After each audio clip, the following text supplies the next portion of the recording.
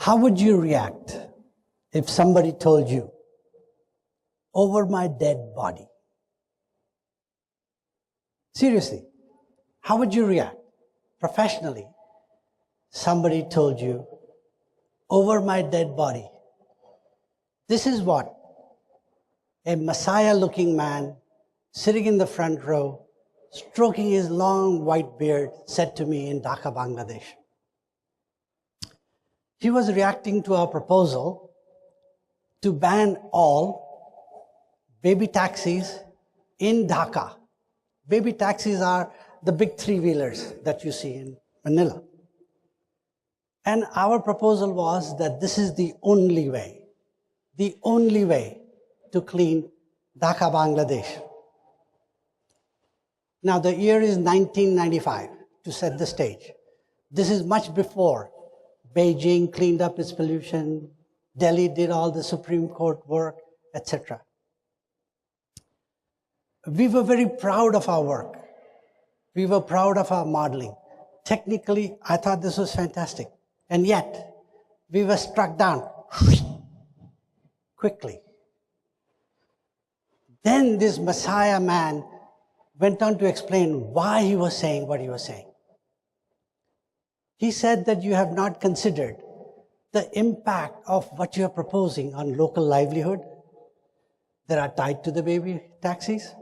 You have not considered the political economy and how this is a huge deal. So he made us realize that we had not necessarily considered all the issues before proposing such a drastic action. However, in my mind, I was convinced that this was technically, financially, economically, in every possible way, the best solution ever. So instead of reacting to his over my dead body in a negative way, as a failure to what we were doing, we collaborated with him and said, look, I'm willing to learn from you, as this is my first lesson in political capital or political science or political economy. This is my first lesson in how to do stakeholder consultation correctly. Because the whole idea of talking to all of these people was a tick box exercise in stakeholder consultation after you do your modeling work. So that's what we were doing. My team was stunned. Everybody was really afraid so as to how we're going to recover from this. However, over the years, we learned and we explained to them, everybody, whether it was a medical professional, whether it was the mechanics for the three-wheelers, whether it was the importers, the exporters, the financiers, about what we were trying to do. Because for me, getting this over my dead body was a eureka moment, a wake-up call. That you're working in development finance, you're doing this for them, you need to listen to them. So after this, after several years, we were able to successfully convince everybody that this is a good thing to do in an urban environment like Dhaka. We were able to explain to them that they are using their lungs to filter the air. For Pete's sake, is that what you want? And so over the next 2-3 years, we were able to turn the tide. We were able to convince everybody that this was a good thing to do. So to make the long story short, in less than 3 years, we went from over my dead body to how soon can you get this done? We were able to kick out 50,000 baby taxis from Dhaka. We were able to get 40% improvement in the air quality. And this is a good example of how do you go from a total disaster to a dream outcome. Now, what I'll do is explore some of the basic things that people say about innovation, about risk-taking, about, as what Carolyn was saying, trying to be perfect about everything, etc.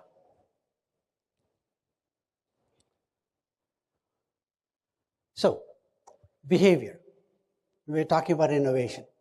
So how do you become innovative? Kurt has put it very nicely. Behavior equals personality multiplied by environment. You can't do a whole lot with the personality.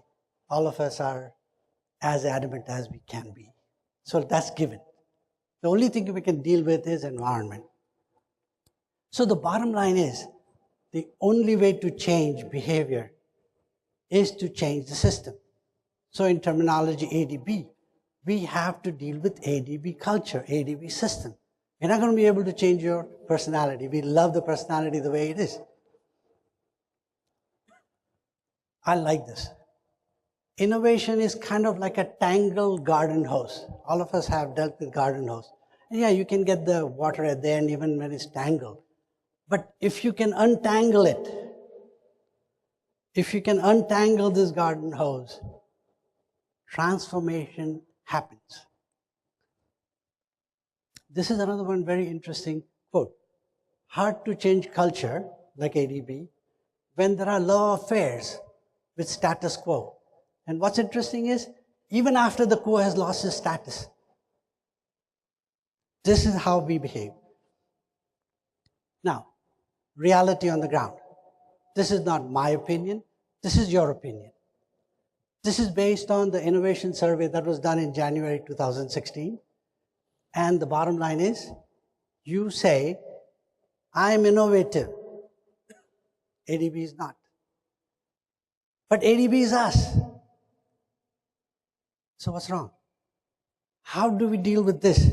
It's very important to understand this disconnect. And these are the quotes from the survey. Very, very important.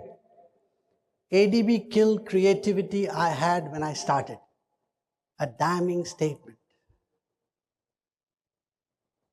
Very, very important to understand these. These are what you guys have said. If you deviate from norm, you're not going to be confirmed. You won't be here. Is this what we really want?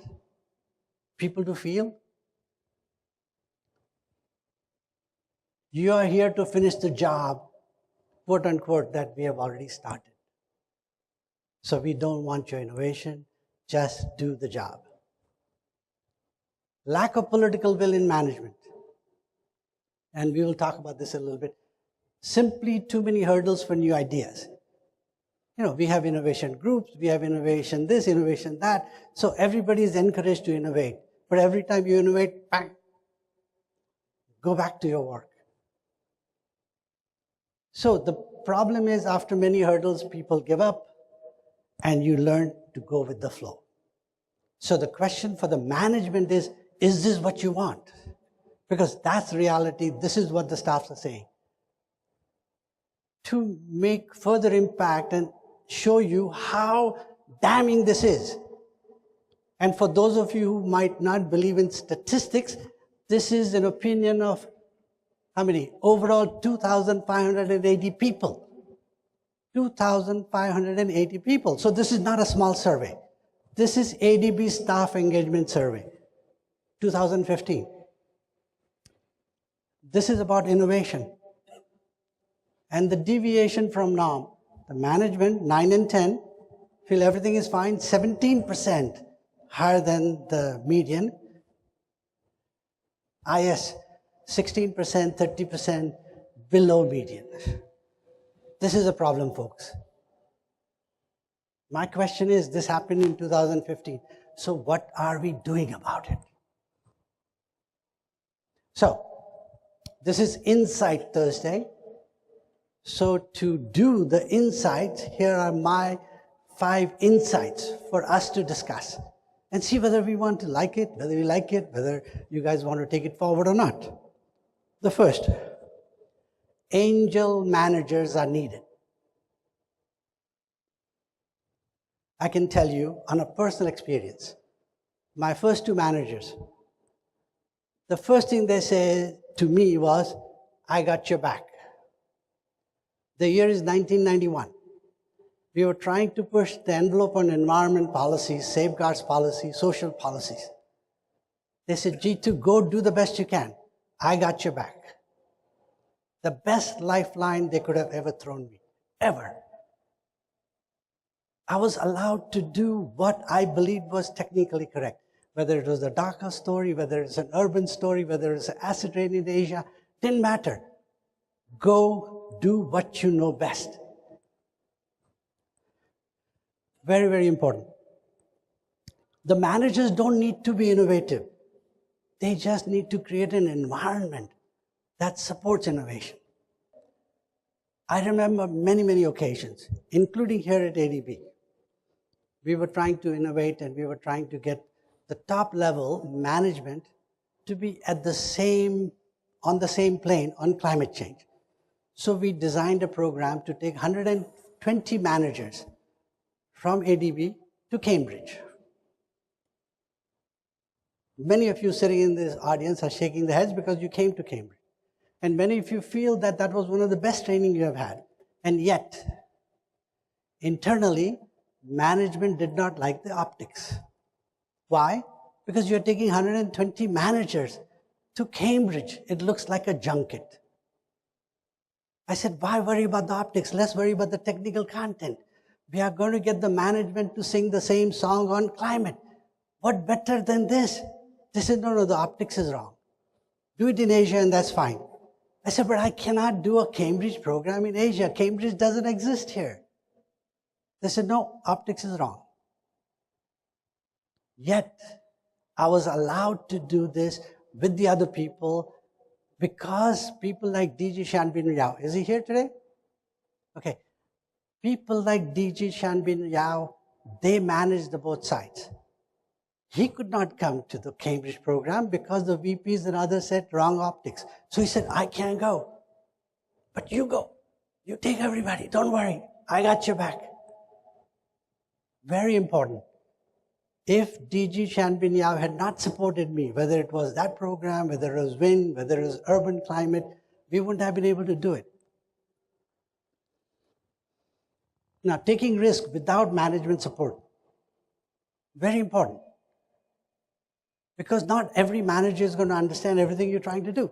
So how do you deal with that? That's the Dhaka story. My manager at that time would not have supported us. So we didn't consult him. We worked with the project team. We put it in the project as a legal covenant. When everything passed, he came to know and he says, why did you do that? I said, would you have supported it? He said, absolutely not. I said, that's why.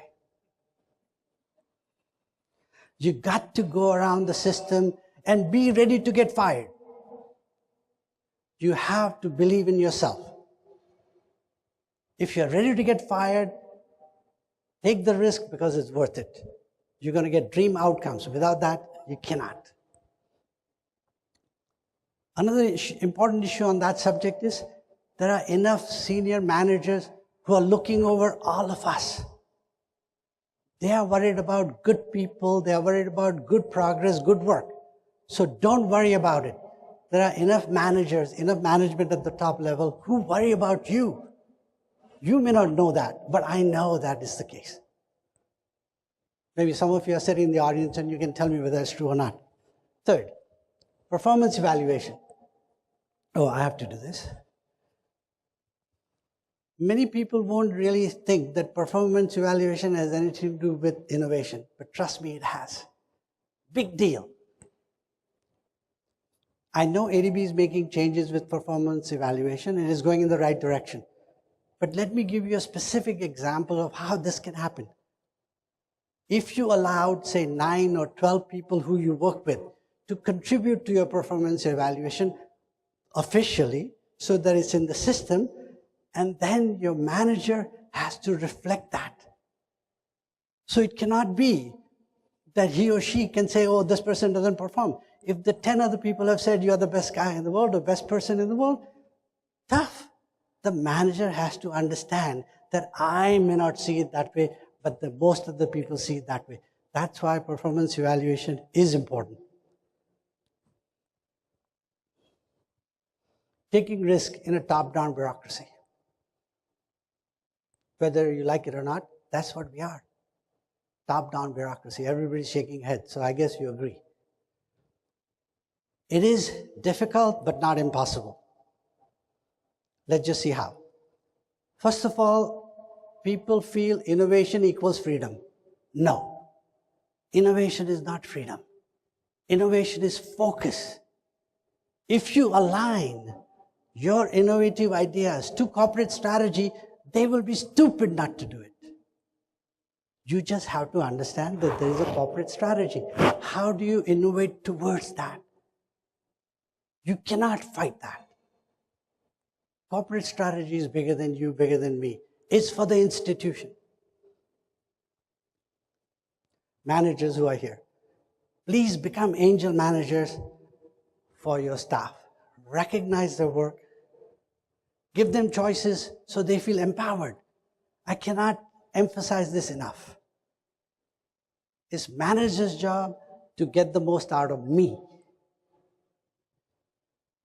and recognize innovation. But more importantly, don't chastise people for failure.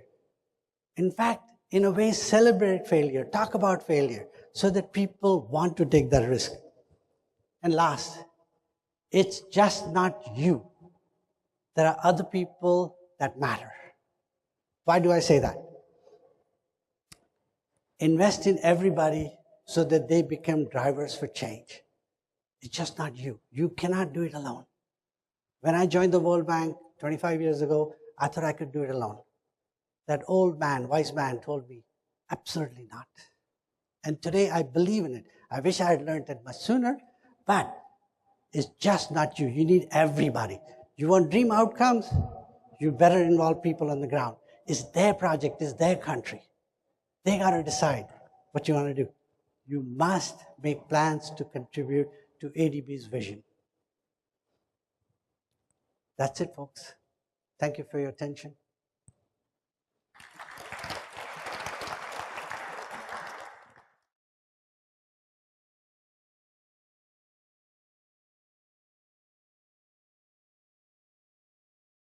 Good afternoon. Good Thanks for afternoon. your presentation. Wanted to come back to your third point on performance evaluation and how do you measure innovation? Because in operations, the two metrics that we're primarily concerned about are loan approvals and loan disbursements. And in neither of those metrics is innovation a factor. And large projects are often the simplest ones to implement because they're well established. Whereas innovative projects can be a lot more time intensive, in fact, inevitably are. But the disbursement figures are not necessarily going to be the same. So, very good question. If you're going to be enamored with disbursement ratio or how big a project you took it to the board, maybe that's innovative by itself. I'm not necessarily convinced that you need a matrix to see how innovative you are. You will see it in the enthusiasm. Hopefully you can see it in the enthusiasm of me. 25 years, 64-year-old, and still I'm talking as if I'm 25-year-old because I believe in the issue. I believe in the subject. I couldn't care less whether my manager agrees or not. It's all about you and how you see yourself fit into the larger context. Development business is a risky business. It's where you need to be innovative. But I'm not too hung up on it, but people like Rana, others are here, and maybe they can say how we can develop a matrix, measurement matrix, but it's not as important. What's important is your manager supporting, the PR exercise, recognizing what you're doing. The rest will come along. Would any of our managers like to Give them ask chocolate. a question? By the way, people who ask questions get chocolate, by the way, and Lindt chocolate, dark chocolate. That was G2's idea. G2's innovation. We're testing it out to see if we get better questions that way. Karen. I was going to ask one even before I knew I would get a chocolate. Innovation requires the willingness to fail. So how do we get people talking, taking risks, knowing that they may succeed, they may fail, but even if they fail, there are lessons to learn from that and to be willing to talk about those failures and why they fail? More quickly, innovation requires a willingness to put up with failure. and a willingness to speak about why things failed and how they can be improved. How can we encourage that? No, I think it's a very good question. When you are trying to be innovative, you don't think about the failure. Nobody plans to fail. They only fail to plan.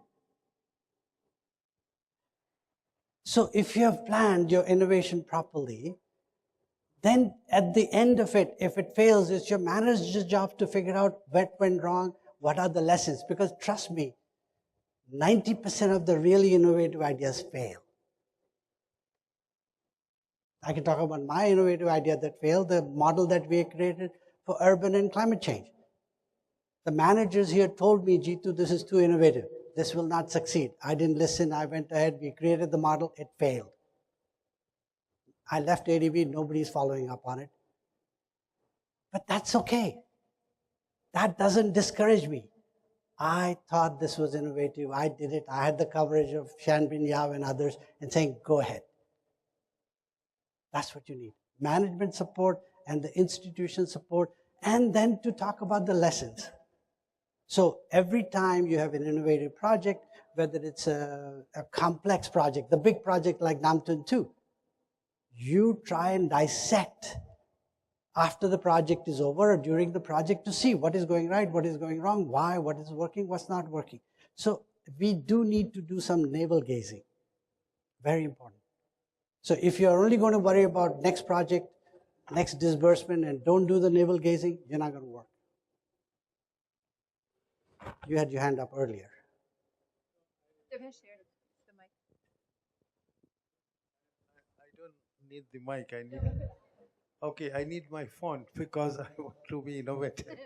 I read this, so no, I think I'll pass. We have lots of chocolate, guys. Thank you. I struggle a bit with the focus on innovation when a lot of the examples you talk about are really about trying to demonstrate impact. And I think sometimes the focus on innovation goes too much about innovation rather than saying, we want this impact and we may have to innovate, or we may be able to use existing structures. And so I think I'd like to hear your reaction to that, because I think navel gazing is helpful at times, but of course too much of it is not helpful. I cannot agree with you more. The idea of the title, Innovation Possible, is kind of like Mission Impossible. It was the title to attract all of you. If I said, oh, how impact you can be in environmental management, blah, blah, blah, half of you won't show up. So it's all about marketing. None of this we started on my personal experiences was because I wanted to be innovative. I wanted to be impactful. We wanted to make a change in environmental policy in Asia. That was the goal. That was the end game. Nobody used the word innovation. It's only on reflection people say, oh, that was innovative. Going to Cambridge, we were not worried about innovation.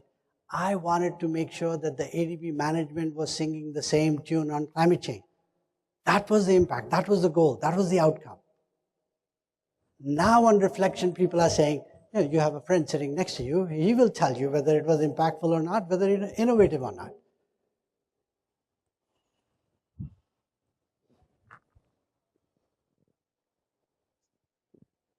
As one of those people who did go to Cambridge, I wanted to thank you.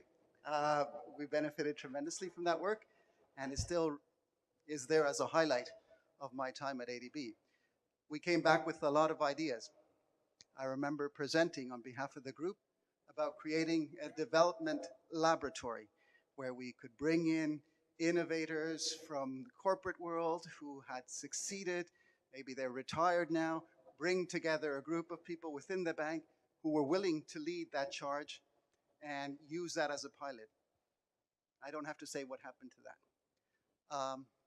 I think that we're all talking the right message now, as opposed to maybe pre-Cambridge, but it's not translating into much. And I go back to my colleague, if you've got to get the loans out, and the pressure is higher now than it was 6 years ago, if you have to get the disbursements out, pressure is much greater. I do feel that innovation, the way we define it, could happen very easily just by bringing the silos down. We are doing a lot of solar rooftop post-Cambridge, working with our expertise in financial structuring, with the energy people's expertise in domain knowledge. That is so easy to do, but even that is a struggle. And I guess the last point, I agree with most of what you said. The only thing I don't agree with is that the manager has to be convinced to get teams to innovate. It's not enough to hold your back, because that person then needs to convince everyone else up the system. And that is still very much an old mentality in this institution. Thank you. I do not disagree with you. I agree that when we went to Cambridge, when we came back, we wrote those memos, we had ambitious ideas. If I look at a show, carbon neutral ADB, where are we on that? A lot of good ideas were there. We summarized it into 5 ideas that we can go somewhere with. Now, I grant you that we haven't made progress. I would like to make progress. I don't know how, personally. But collectively, I think we can figure it out. We got Bart here. I mean, that's his job. So Bart, help him out. Because we need to do this. There is no question in my mind that if we don't do it, we're not going to be there. Or we might be there, but still we will kind of, muddle along. But is that what you want to do in an organization? I don't think so. So Jitu, we've received 2 questions. That's questions. good. Okay, so quick answers because we're almost at 2 o'clock. Okay, here we go. Navel gazing needs time and money. So where is the innovation fund? Why isn't there a $5 million fund lab available for staff to bypass management support? What stands in the way? I have no idea. But there should be innovation fund. Navel gazing should be encouraged. We have AD, others in room. Guys, the only thing I can say is it's our ADB. Make sure this message goes upward.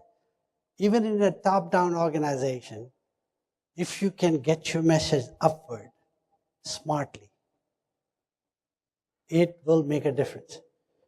And on that note, let me just elaborate a little. Our current president is probably one of the best presidents in terms of getting into the details, but you got to get to him. He will look at the details, he'll dissect the details, but you got to give him something meaty to dissect. He'll be a friend if you can get to him, and if you get to him to do some of these dissection that he loves to do. Okay, Jitu, last question and a quick answer because it's 2 o'clock now. When reading about innovation, there's a lot of focus on the process of innovation, how innovation can be done. But based on your presentation, I can see the focus is really on people. You mentioned angel managers, empowerment, enthusiasm, talking failure well. These are all about people, attitude, it's personnel. What are your thoughts on that? I agree. Is that short enough? No, I totally agree. It's all about people. Management structures, all that stuff, it's still all about people. Only thing I'll say is, trust yourself, trust your gut. As long as you're doing well, don't worry about a damn thing. There are enough senior managers looking over everybody's shoulders because they need you more than you need them. They're not going to look good if you're not there doing this job. And they are looking over your shoulders. I know so. I'm on the 9th floor, so I get to see a little bit more.